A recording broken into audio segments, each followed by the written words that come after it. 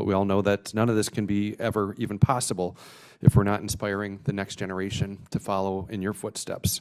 Often that takes just a small spark in a young person's mind, maybe a burning question, a first telescope, a robotics competition, simple reassurance from a parent, a friend, or a mentor that this is something you can do.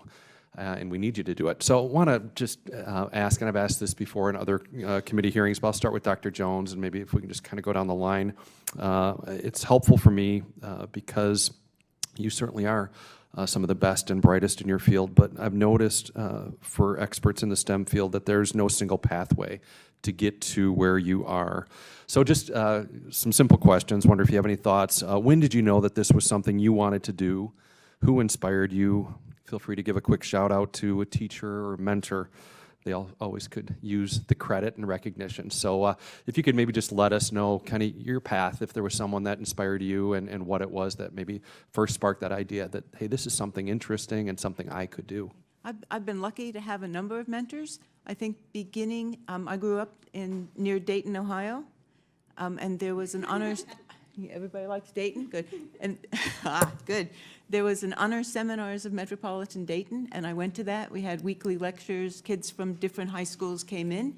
And for me, some of the most exciting were on then neutron stars, these spinning pulsars, and the lectures were given by scientists at Wright-Patterson Air Force Base. And I worked when I was in college, I worked for a summer or two with somebody at Wright-Pat for those summers, and it was terrific. So that's how I started. Dr. Wright?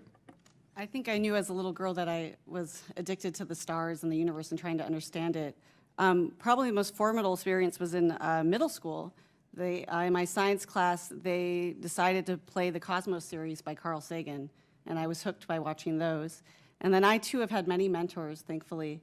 When I went and did my physics degree at the university, I had exposures to telescopes, scientists, instrumentation, working in labs, and I think having that hands-on experience was vital for me. I started more interested in physics than in the universe because understanding how things move, how things drop, and the basic laws of physics to me was so much easier than human beings. But very soon after getting interested in that, I realized how the universe is the best place to actually learn more about physics because it has all kinds of systems, it takes everything to the extremes, so it's been a wonderful path. And I have many other interests in high school, but certainly high school teachers were really important. Also my parents, my father always challenged me for all kinds of math quizzes, and the Cosmos series, which I aired in Portuguese in Brazil, so the outreach is really broad in that sense. So I thank for all this production that happened here. And also the Apollo missions made a big impression for me as a kid. So I was really good at math, and when I was in high school in my physics class, not knowing what I wanted to do, we had, I remember, a visiting professor from the University of Southern California, and it pains me to say that as a UCLA graduate, but that professor came and talked to us about cosmology, and that got me really interested in astronomy. And then I took advantage, in Los Angeles, they have something called the Griffith Observatory, which is in the largest public park in LA. And you can't imagine that you can see much of a dark sky from Los Angeles, but they had educational programs and a planetarium, and that really got me excited so that when I went to college, I majored in astronomy. That's great, thanks. Dr. Hertz?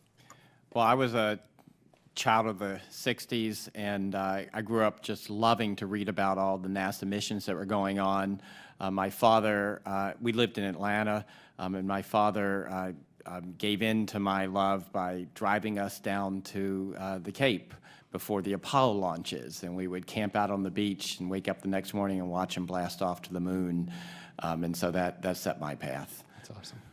Well, again, thank you all for your work. We appreciate it. Thanks for inspiring others as well. That's so important, and that's our only hope, truly, is for our young, best and brightest to be willing to follow in your footsteps. So thank you all, and I yield back.